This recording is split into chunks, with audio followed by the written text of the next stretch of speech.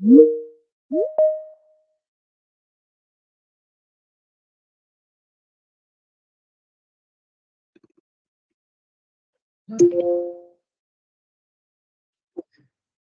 good, thanks.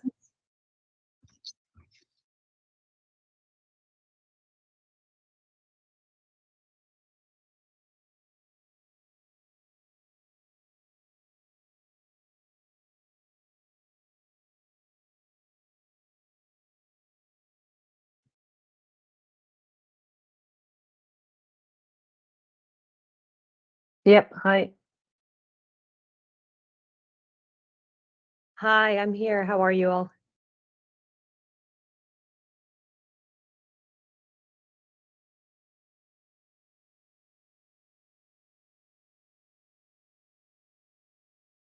I think it was Emma's.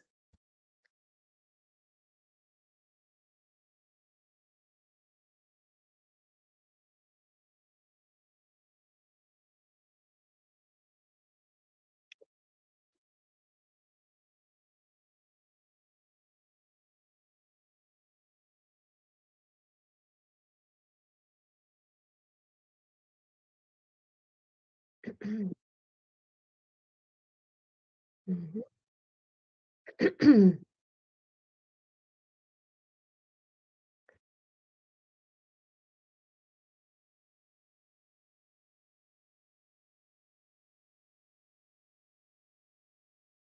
Sure.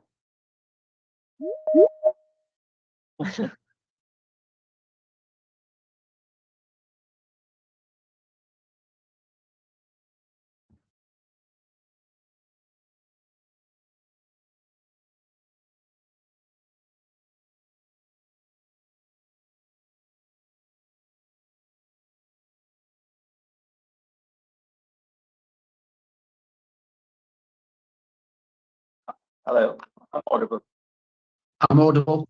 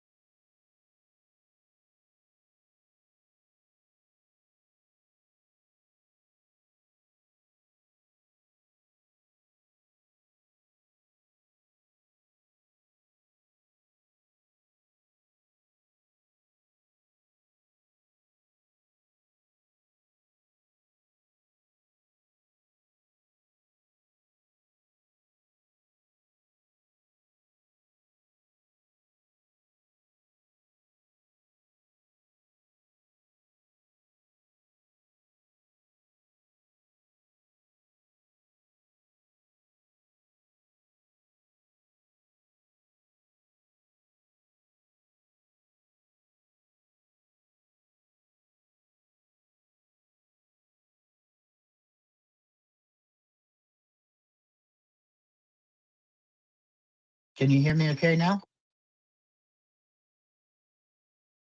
Sorry, team. Yes. Yeah, Yes. perfect. Sorry, because I had to change to another device. Very good. Okay. So, introductions. My name's 𝗦𝘁𝗨𝗪. I'm an Albanian in London working with startups normally right after they get investment. I embed within their team and help them hire and keep the right people. I also do some growth advisory work with a few other startups and accelerators and help some angels and family offices with their due diligence and assessments. I guess we can now go on to Rachel, then Emma, then Luke, and then last but not least, we can go on to, is it Dan? No. Why am I losing? Sorry, Jeffrey. I keep losing my order of people. So again, my bad. Rachel, Emma, Emma, Luke, and Jeffrey, please. So I'm Rachel Swan. Thanks, Anton. I'm Rachel Swan. I've been running other people's tech businesses for about 20 years and had 10 years of sales and marketing, expert sales and marketing before that. So I'm mature in years.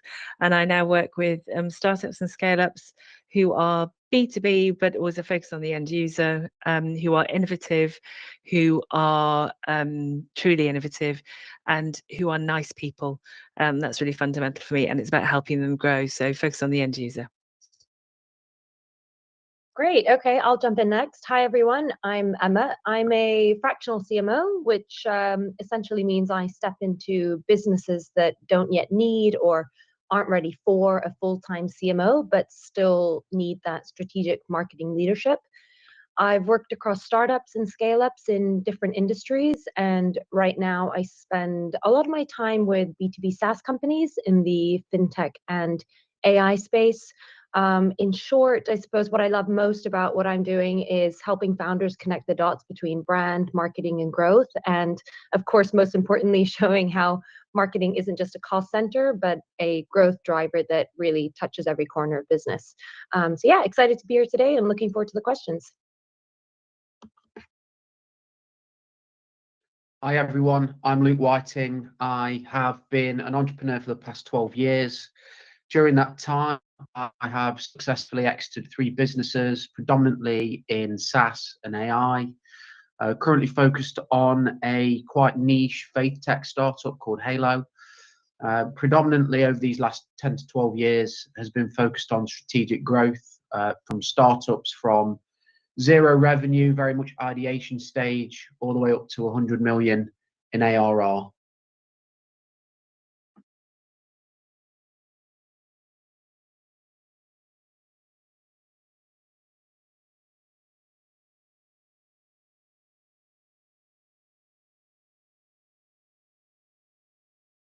Jeffrey, are you still with us? Are you audible? I am. Sorry. Go for it. Hi, everyone. I'm Jeffrey Rufus. I have about 15 years in consumer tech, building products across Asia and Europe. My focus right now is company alignment that unlocks startup growth. And what that means is I essentially connect great products to great GTM motions that allow founders and founder teams to unlock acquisition or revenue outcomes that they want to achieve. Unlike others, I sort of embed myself within the startup founding team and drive outcomes with the team. That's what I've been doing for the last 6 years or so. Yes.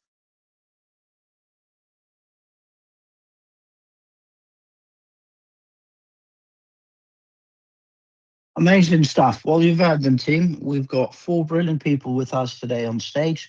Now willing to take any questions you may have in terms of growing your business. My advice would be not to leave it too late. So please start getting your questions ready. Drop them in the chat. We'll then give you the mic, and then you can ask the panelists. Again, just a quick reminder for those of you that are on the live streams, please be aware that we unfortunately are unable to monitor your questions live. So you'll have to join us here on Microsoft Teams. Quickest way you can do that is go to our website, startuptoscaleup.club. Quickly scroll down to Startup Growth Q&A 156. You click join. It's a quick registration. That gets you a link to your email. And through that link, you can then tune in here to our audio only call on Microsoft Teams. So once you're here, then just drop your question in the chat and we'll give you the mic. Now, just before I ask the panelists for their do's and don'ts, if I can kindly ask them if they want to drop their LinkedIn URLs in the chat in case anybody wants to reach out to them either now or after. Because you see, we've had over 280,000 people join us, but none of that would have happened without people like Emma or Rachel and Jeffrey and Luke. So the least we can do is, well, reach out to them on LinkedIn. Now, maybe if we can start with Rachel, and then Luke, and then Jeffrey, and then Emma. If we can think of one do and one don't that is important to you for early stage growth, and if we can try and not use the same reasoning for both, that would be great, please. Rachel? So for me, one don't is I think there's going to be two don'ts. Don't think of investment as a replacement for revenue, and also don't focus on the vanity metrics. So really focus on what the metric is going to be important to you. So revenue is always going to be more important because it's sustainability, and don't focus on said purely just number of likes or that kind of thing. They're great for driving awareness, but actually what you're fundamentally going to need is people to engage with you and use you and ideally pay you. So in terms then of a do, for me, it's always around what does success look like for the end user in their own terms. So you may have the best product in the world, best proposition, but is that what the users actually think about? Is that really what's making their life easier? Is that why they're going to engage with you? So unfortunately, it's never about us. It's always about them, the user. They're my tips. Yeah, for me, it would be as a don't focus on growth without data and analytics. So predominantly ensuring that any growth markers and indicators are used in order to fuel your growth areas. So that would be for me a don't. And very much a do is to ensure that your growth is focused on three key areas. Firstly, strategic growth, tactical growth, and then mindset growth. They would be the do's for me.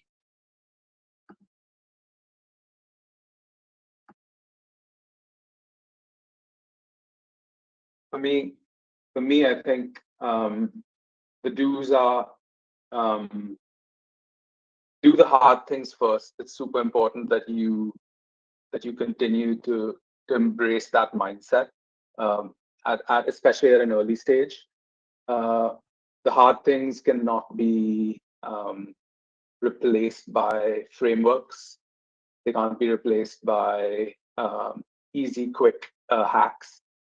Spending as much time with your customer within the context of his life and his environment will give you insights that no ad can. From a don'ts perspective, I would strongly urge people not to not instrument, if that makes sense. Instrumentation is super important. I would say think of your company from day one as an operating entity and map the operating model. It's super important not to get all the information from day one and not to think later is the right time to get that data in, because your data itself or your data journey or your data strategy starts from day one, and it tends to change over time, and you need to map that change. Great. Yeah. So jumping in with sort of my marketing feather in my cap, I would say do get close to your customer. I really do believe that early growth comes from obsessively understanding your customer's pain points. I think the closer you get to the customer, the faster you grow. Before I worry about any pitch deck, I want 10 to 15 conversations with real users. And I'm not necessarily asking, do you like our product? What I'm asking is, what's the job you're trying to get done? What's painful about doing it today? What have you tried, and what would good essentially look like? In terms of don'ts, I would say don't try to be everywhere. Focus beats FOMO. I think ultimately, you know, a scattered presence will dilute your impact. So I'd say pick 1 or 2 channels where your buyer actually decides, and then be simply unmissable there. And only add a new channel when you can actually predict weekly pipeline from the current ones. Oh, that's some amazing do's and don'ts. Thank you very much for that, team. Right, Theo, we'll now go on to some questions. I guess one more reminder before we get onto the Q&As, or a reintroduction of the room, rather, shall we say. This is Startup Growth Q&A. We're doing this, it's our 156th session. We're doing this to help you with whatever questions you may have about growing your business, hopefully to the next stage, if not from zero to hero. And the idea is quite simple. We've got 4 brilliant panelists who are willing to take any questions you have now for the next 43 minutes. If you're on the live streams, whether that's LinkedIn, YouTube, Facebook, or Instagram, please be aware that unfortunately we are unable to monitor your questions live there. So you'll have to join us here on Microsoft Teams. It's an audio only call, which means you can tune in via any platform or device rather. Quickest way to join us here is to go to our website, startuptoscaleup.club. You find today's session by scrolling down, and that is Startup Growth Q&A 156. You click join, a quick registration will get you a link to your email, and through that link you can then join us here on Microsoft Teams. Once you're here, I would like to encourage you not to leave it for last second, because we often end up running out of time. So get your question in the chat as soon as you possibly can. We'll then give you the mic and you can ask our team. Again, there are no silly questions. You may just get silly answers from us, but apart from that, there's no need to be shy. Right here, we've got Dan here, who says he's a Webflow developer. Websites are no longer nice to have, but a strategic element when building brands and implementing campaigns. 2-part question. When is the best time, according to your strategic planning, when is the best time to launch the website? I'm also well versed in data analytics. Which are the only ones you personally look into? Okay, so when's a good time to launch a website, and which data analytics should a founder try to focus on? Let's find Dan and give you the mic, Dan. Yep, you should be audible now, Dan. Do you want to try? Can you hear us? Yes, I can. Good stuff. Would you like to introduce yourself, please, and then I guess fire away with those 2 questions? Yes, my name is Dan. I am located in Montreal, Canada, and I have been well, for context, I've actually worked for a major telecommunication company for 25 years, during which, as a side hustle, I became a web developer, primarily concentrating on Webflow. And now I'm all in on my business, and I mostly cater to other designers and brand strategy firms, marketing firms here as well, in building their websites on behalf of them for their clients. Now, one of the key elements in my growth as a web developer has been that, as I stated here in my question, websites are no longer nice to have. They're no longer a check mark on a to-do list. They're very strategic, because in my research, many firms stated that a website is crucial for their revenue. They'll gain revenue. It could be in e-commerce or what have you. So a lot of designers and or other firms say, well, we're going to build a website here and now. And I argue that a website should come in last. But I want to hear from the panel, in your experience, what you guys have to say about the best time to consider a website build. Would it be in the beginning, in the middle, or should it be the last thing that comes out? And my second part was, of course, data analytics. All too often, I've seen other firms use so many data analytics that it just confuses more than it does. And I believe it was to Rachel's point, a lot of it caters to vanity metrics. So what are the data analytics that you personally use in order to ensure a successful launch of a marketing campaign? Thank you very much. That is brilliant. That is brilliant. Thank you very much, Dan. I'll give you my quick 2 pence and I'll pass you on to the experts. Number one, in terms of a website, my view is, especially lately, is that at least a landing page should be done by the time you have pretty much completed your full day's work on working on your, your second full day's work on working on your startup. And what I mean by that is that even if you've still got a job and this is something you're doing on the side, once you've spent over 10 hours working on that, you should have a landing page, at least, if nothing else. And in terms of the data, it depends where you're at, but basically at the very early stages, in my experience, it's good to have enough people that you manage to speak with that have that problem, and they would be paying money to resolve that. So basically, is it a big enough problem? But I'd love to hear from our panelists. So maybe we can start with Rachel, and then we can go on to let's say Jeffrey. No, Rachel, Emma, Jeffrey, and then Luke. And if we can try and keep it about a minute each thing, that would be great. So I think that's really interesting questions. So I think it depends a lot, and Emma may have something to say on this in particular. I think it depends a lot on what you're doing in the proposition. So for me, I think the website is either going to be a shop window, which leads them to have a conversation if it's a consultative process, or it's a route for somebody to directly engage and make a purchase. So growth is always, for me, going to be around revenue and around revenue generation. So it depends on what stage or what type of proposition you're doing. So in which case, I'd say the sooner the better. But again, I go back to, it's not about features, it's about benefits. So as we've all said, get really close to the end user. What does it look like?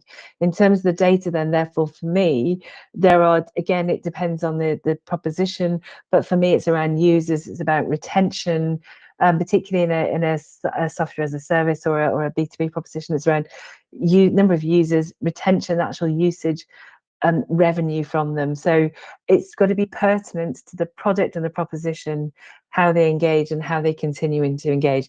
But I think Emma may have more to talk about on this that may be more useful.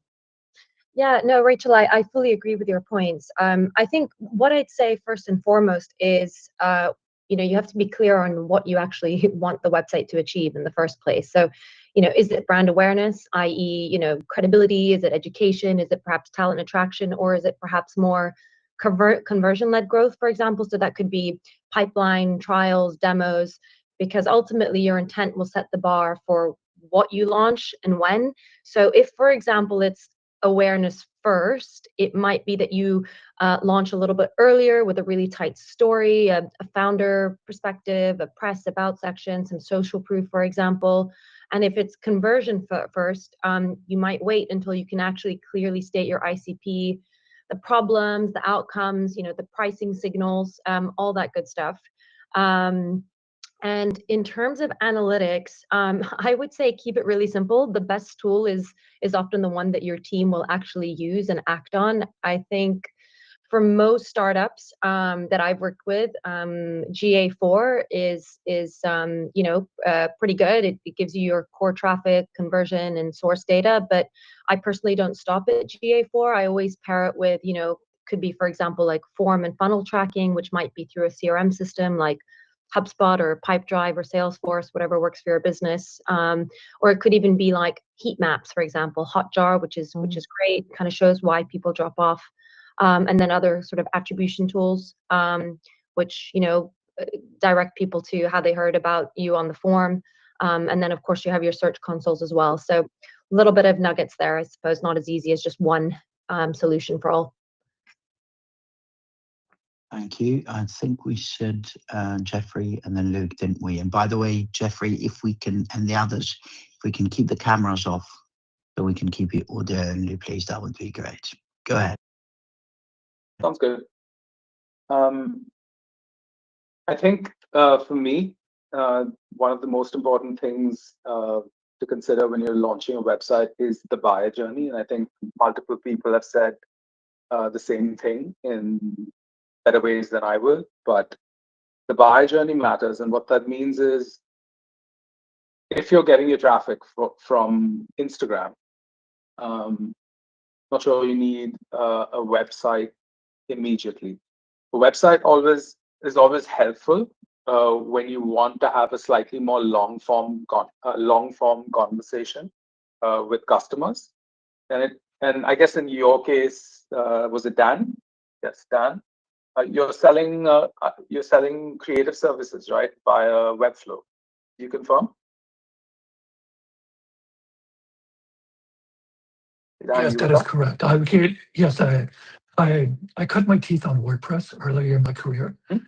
However, I transitioned to Webflow because of its power in the CMS and so on. Yeah, you're right. Yeah. So great. So have you? I would consider creative marketplaces as well as part of your buyer journey, but always having a website which, like I said, which gives you the ability to have a slightly more long form conversation, as well as gets you found, which is important, I guess, from a marketing perspective. There's no, and I would say, just to sum up, there's actually no harm in launching early, because there is literally no downside to being found. You always want to be able to be found on the internet. Just in terms of moving on to analytics, what I would say is just be guided by what you're tracking and why. Essentially, the data nerd in me would be like, track everything, but ultimately that isn't really valuable, and it's only valuable depending on the stage that you're in.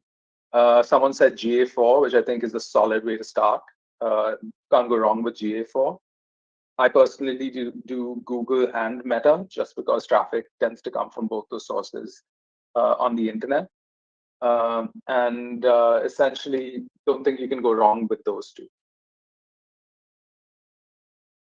Thank you very much. And last but not least, Luke, please. Yeah, hi Dan, great question. So I think you've already had some great feedback there from the experts. So I'm going to take this from the perspective of what's the purpose of a website. And speaking about my own journey, my businesses have very much been investment backed by VCs, angels, private equity. So I'm going to take this from a lens of a brand new startup launching a SaaS product into the marketplace. So for me, and one thing that's worked really well, and hopefully you can pull some synergies from this from your own business, the purpose of our websites in the early phase was always to create traction for two purposes. Firstly, traction in the marketplace for customers, and then also traction to validate your ICPs, your conviction, and your validation for your investors. So we've always launched websites before product, because the ability to then manipulate your websites, your landing pages, to identify, well, what marketing strategies are working, what messaging is working, that ultimately allows you to then build conviction along the way, and really to hone in on what your value proposition is. So that would be, I suppose, my response to your first question. In regards to the second question about analytics, so one thing that we've always been very hot to do in our businesses is to break down our analytics based on customer acquisition, retention and engagement, and then revenue and also operations. So if I was going to break those down into the different stages, because I'm also conscious that there may be listeners on the call that are at different stages in their business journey. So for an early stage business, so from 0 to product market fit, I think the main analytics are time to value, activation rate, CAC, and retention. And then for growth, I would very much say it's LTV to CAC ratio, your burn, and then also your conversions, but by channel, because I think at that stage it's really important to focus on your channel growth. And then when you get to scale up stage, I think it's very much focused on revenue efficiencies, your virality coefficient, and then also your expansion revenue and your churn rate. So hopefully that helps.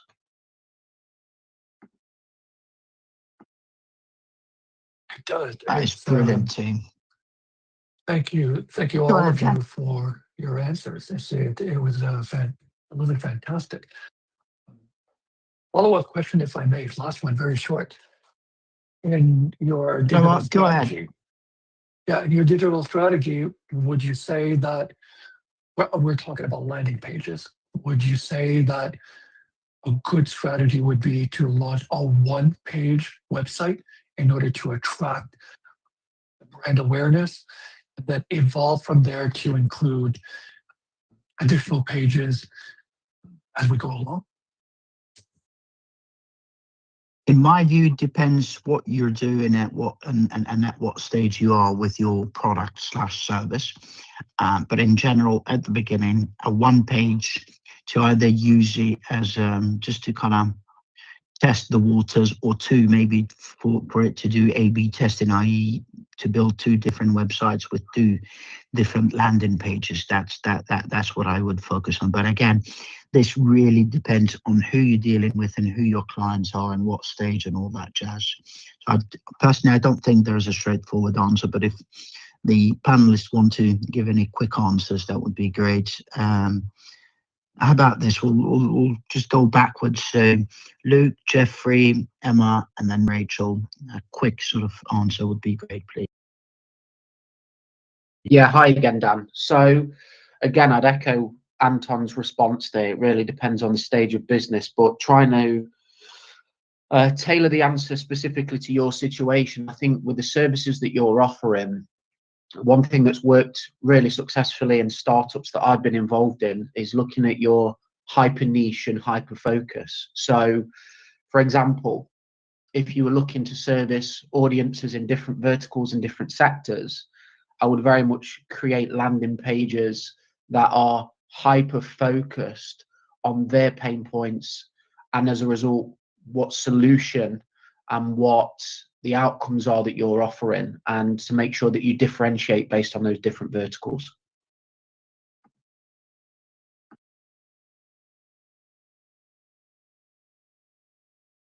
For me, the one thought I had is what you need to consider is what role you want your website to serve in your buyer journey. If you're saying that the website is the place that bookings happen, then yes, absolutely, a really good offer, pretty clear value proposition, and a call to action to book or to buy. You can't go wrong with that. But if you're looking at a wider strategy, which is acquiring via SEO and so on and so forth, then of course you need to build out additional pages to achieve that goal. Yeah, I'll jump in here as well and say again, I think this is very unique to each business and the business needs.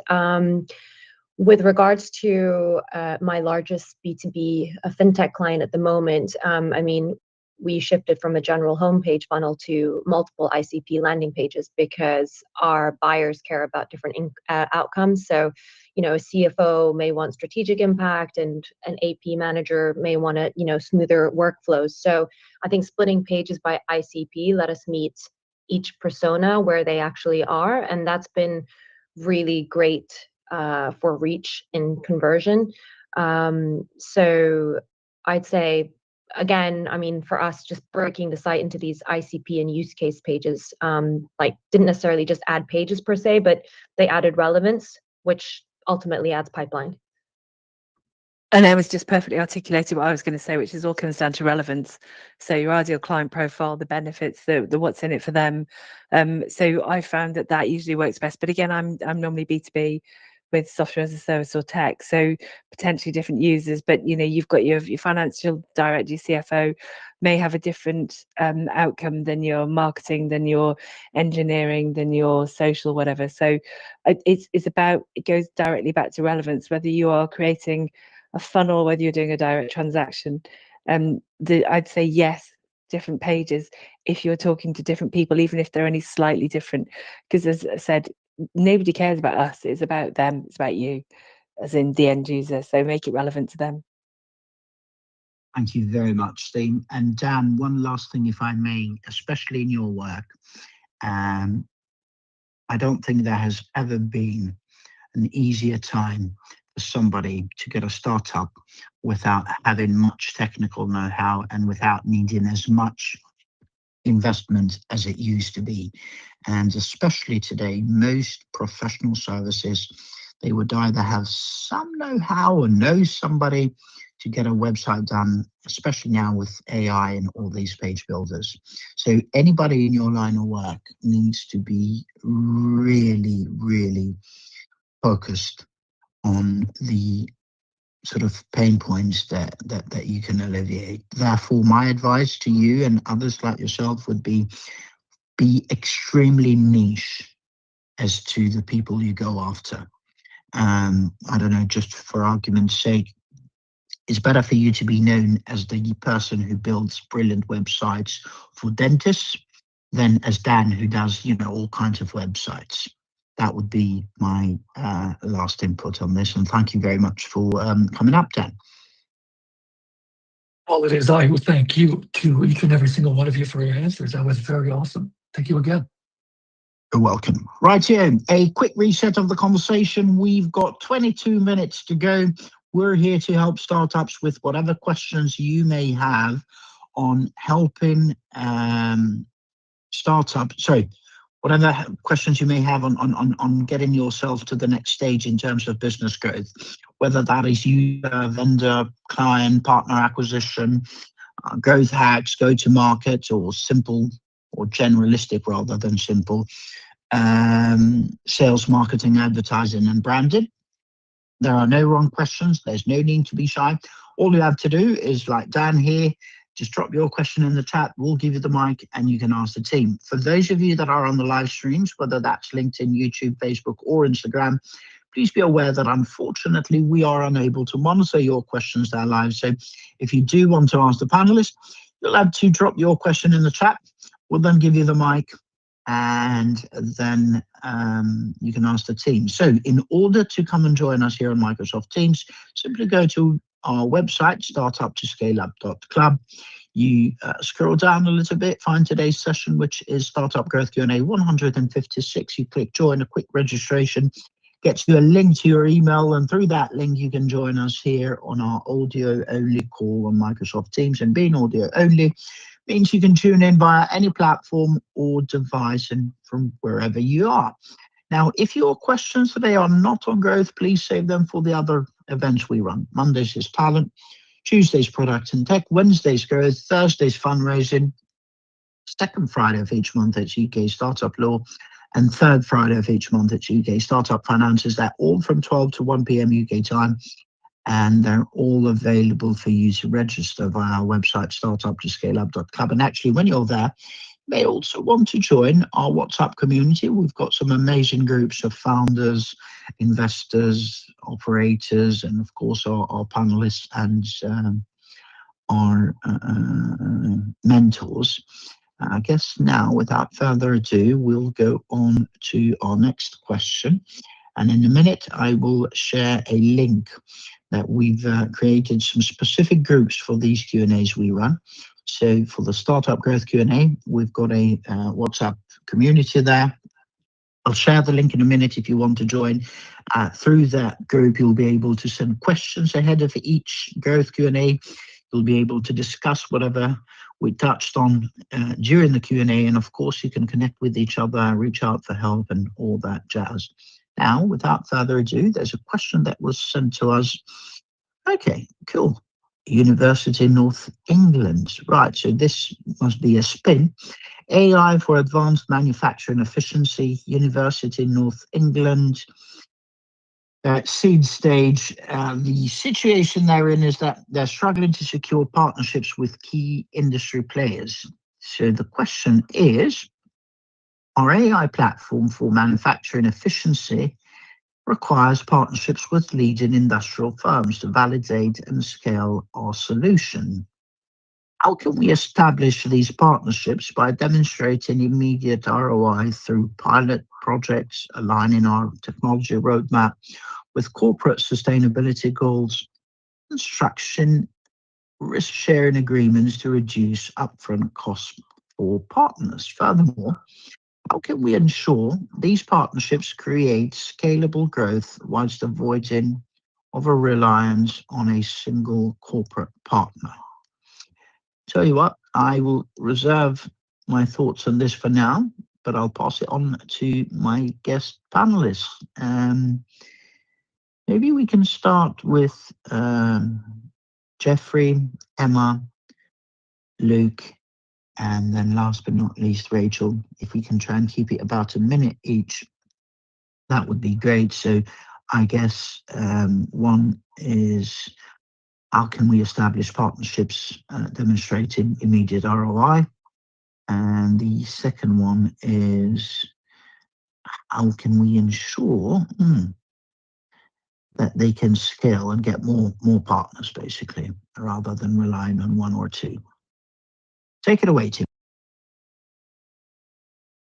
Okay, so I'll preface my answer by saying it's extremely difficult to be prescriptive around a problem like you have without knowing the entire context.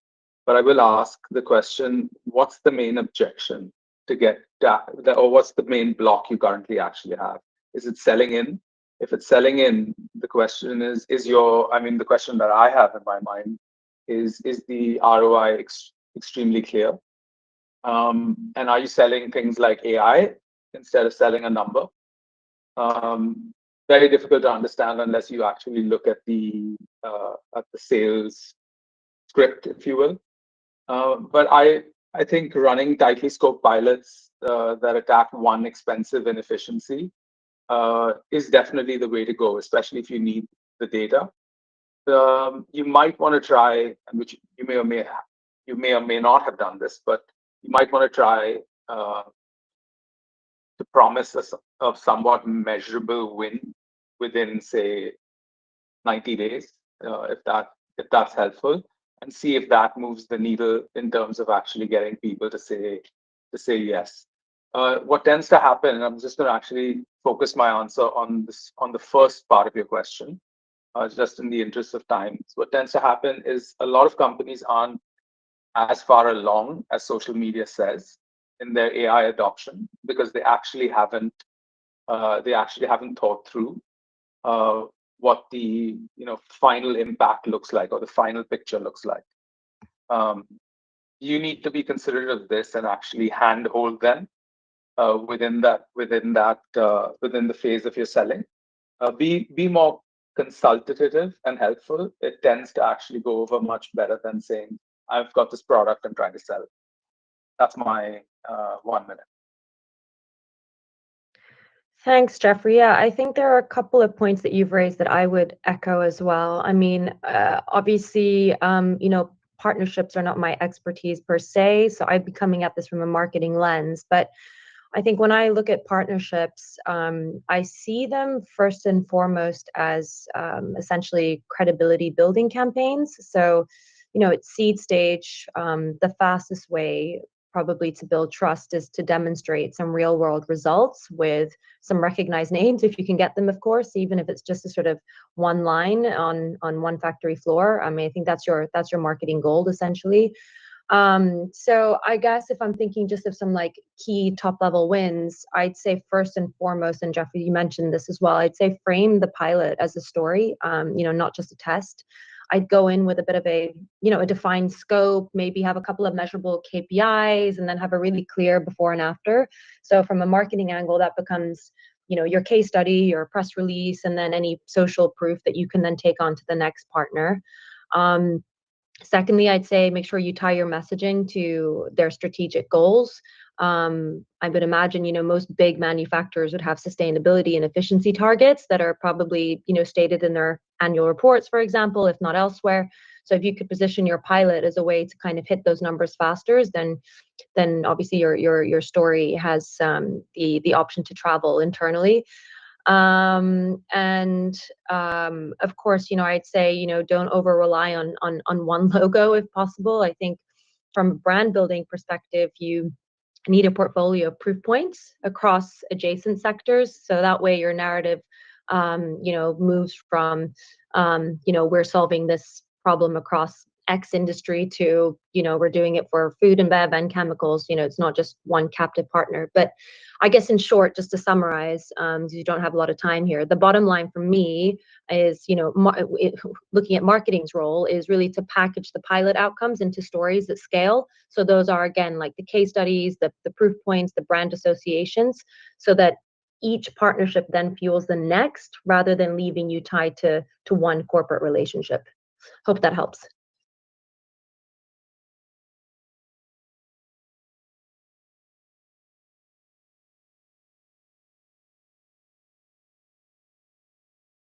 It's your turn, Luke. Thanks for that. Wasn't sure if it was me last or now, so thank you.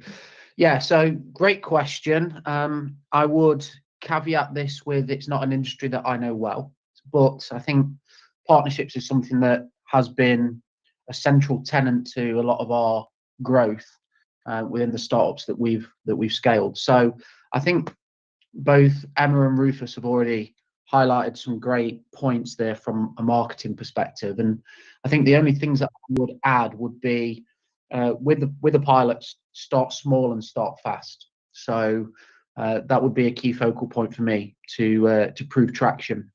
And in addition to that, I would also suggest that with the types of companies that you're looking to partner with, ESG reporting will be a high priority for them. So if you can tie in ESG reporting, that's definitely something that you should focus on as an outcome.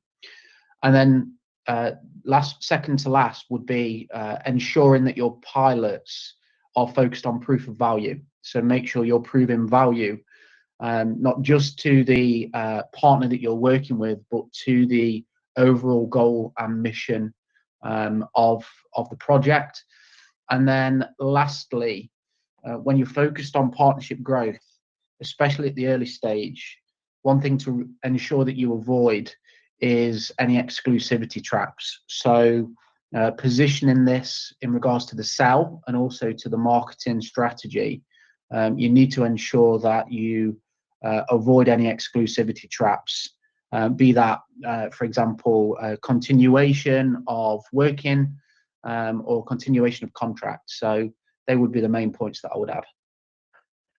So quickly to add on from sorry Anton, to quickly add on from my bit. So everything everybody's just said, Luke touched on the reporting and ESG. I'd actually go into these manufacturers and look at their overall websites, corporate information about what's actually keeping them awake at night. So it's really going into their pain. What you're looking to do is develop a real ideal client profile. So manufacturing is one, but is it actually manufacturing of specific widgets? So really niche down as much as you can and understand what's exactly keeping them awake at night. Because this is your first step to really understanding and proving the value. As everybody else was talking, the value is the value to them. So personally, I don't like the term ROI. I completely get why we use it, but it's how they're measuring the investment. Is it a time? Is it a money? So what's their investment? So understanding that and understanding the pain that they're going through. And a lot of that should be in their company reports or talking to people in their industry, their business, but also in the adjacent industries.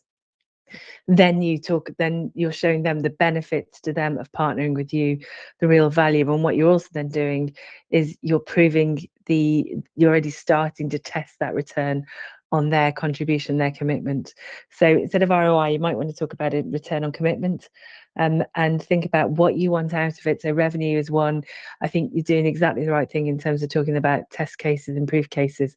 The other thing in this, you've got an ideal client profile. Who are the individuals within that process or organization who will influence or affect that decision-making process? So it will rarely be just one person. So that might be the head of operations, it might be somebody in finance, it may be somebody in engineering, it may be, you know, a commercial, it may be a range of people, maybe IT. So really understand everybody who may or may not have, or may have something to contribute or say in that process, and you need to get them on board.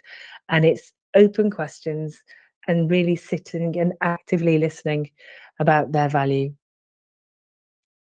Thank you very much, team. One thing I would like to add, and I've seen this work very well with a few businesses and industries, mind you, that sell to B2B, is, and albeit I have to say this is normally what I would advise startups do quite early, so I'm not quite sure at what stage you're at, but that is making a list of at least 100 potential clients that are really niche to what it is you're offering, and reach out to them, not to say, you know, do you want to buy this, but instead reach out to say, this is what we're working on, and I'd love to pick your brains as a specialist as to what it is that you'll need in order to help whatever pain point you have. That way, it's not a sales call. They'll give you, or they're likely to give you, some absolute gold in terms of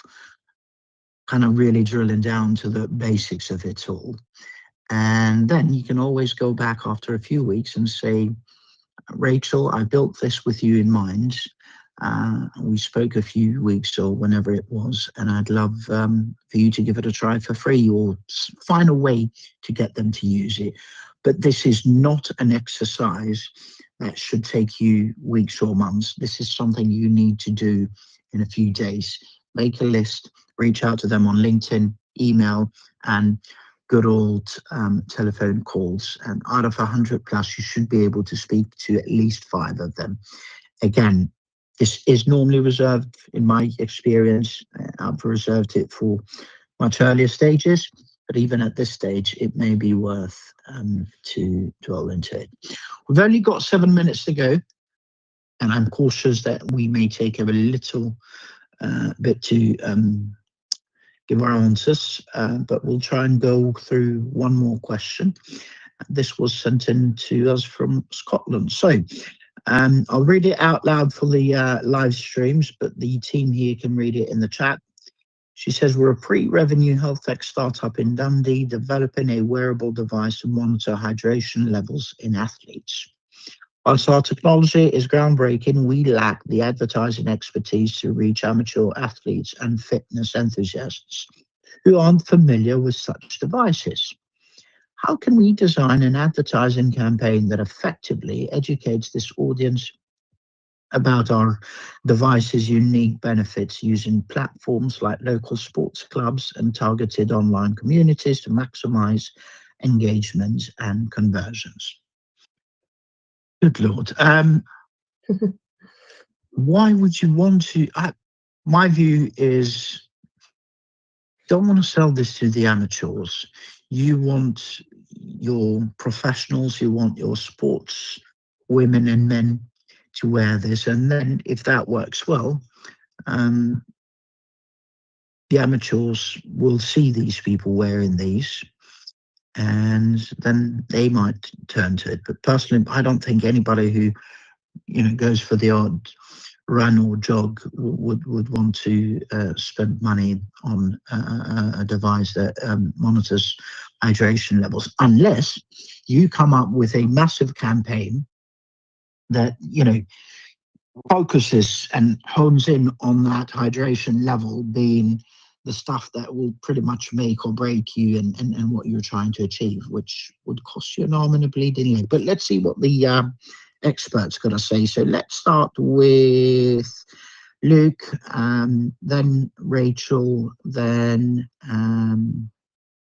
Jeffrey, and last but not least, Emma, please. What are your thoughts on this? And let's try and keep it to a minute or under each, please. Yeah, I'll keep this short and sweet, and I'd love to take this offline as well if the person's listening. So just very briefly, my background before becoming an entrepreneur, I was a performance psychologist and worked in professional football clubs with NGBs, So this is an area that I know quite well. And my background also, before that, I was a professional footballer and semi-professional footballer during my adolescence. And one thing that we used to use was a hydration chart. So in the toilets, not to make this as too crude, but there was a urine chart, and you would measure your hydration levels by the color of your urine. And I don't believe that it's advanced any further since then. So this technology actually is something that I've got direct experience of. So again, I'd love to take this on offline. With that introduction, I think the most important thing here would be to identify your audience. Is this a D2C play or is this a B2B? My instant response would be that this should be a B2B play. If you can get a flagship client, professional football club as an example, where you can demonstrate value and social proof, I think that then is your leverage to look at a higher level partnership model, whether that is, for example, the Premier League or a different sport. I think your distribution model should be your focal point here after you've built social proof and conviction and validation. There's a range of other metrics, and I'm sure the experts will talk about the content and email marketing. But for me, I think that's the most important thing that I could contribute to this. But again, I'd love to take this offline. Blimey, I'm not quite sure how to follow on from that. I've never been an athlete nor a performance psychologist, so I don't have to Luke. I think for me, there's a couple of things here, which is it does sound like it's very much around endorsement and advocacy and that kind of thing, which Luke's touched on. I think the other thing for me that's in this is the so what. So it's the why do you need to monitor hydration levels? What does it actually do? So I'm not an athlete myself, but I know plenty of people. I'm in my 50s.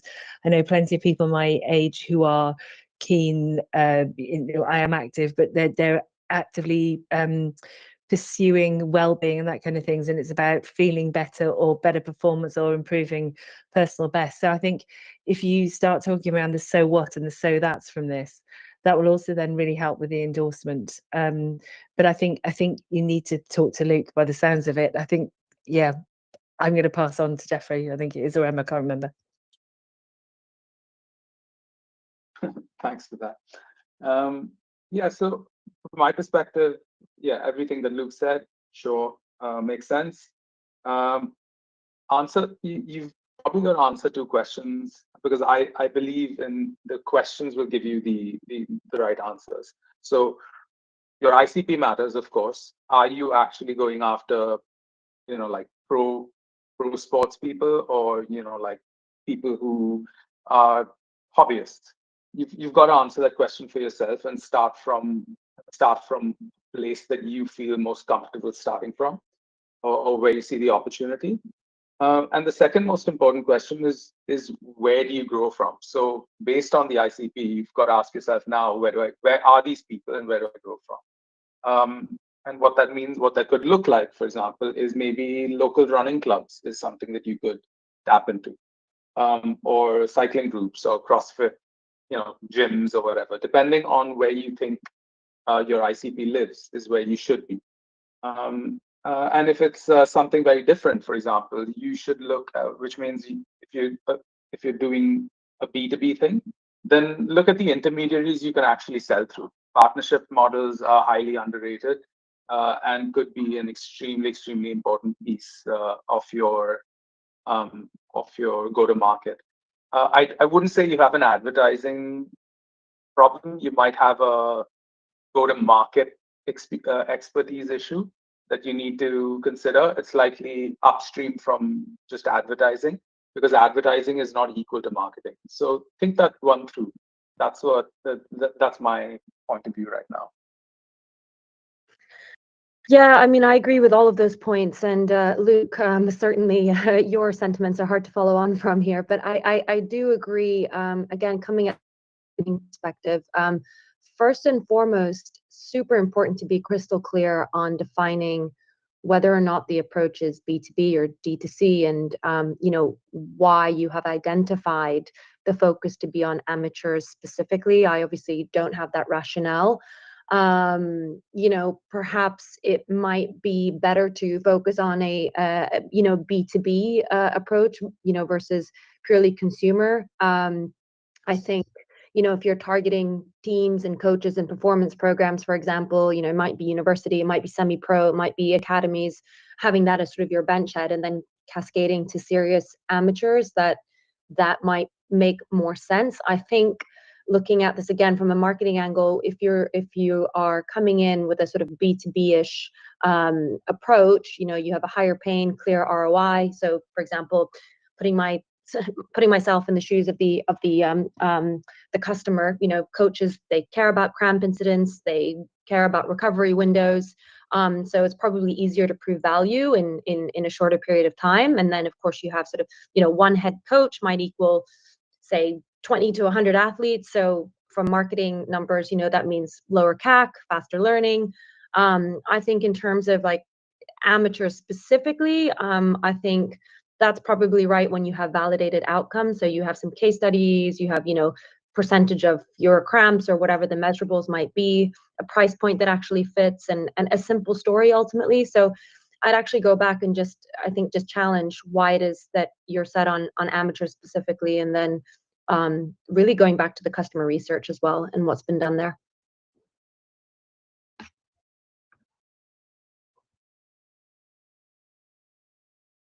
Oh, that was amazing. But we are now 2 minutes over the line, so I think we need to wrap this up. Maybe we can get some parting words from our amazing panelists. We'll go first to the ladies of the house, so maybe we can start with Emma, then Rachel, then Jeffrey, and then Luke. Have you got anything for us before we let you go, team?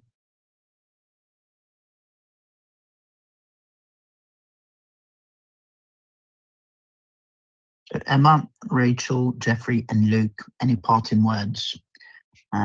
As this is it for today. Yeah, I'll just jump in. I think, every business is a snowflake. So what works for one might not necessarily work for another.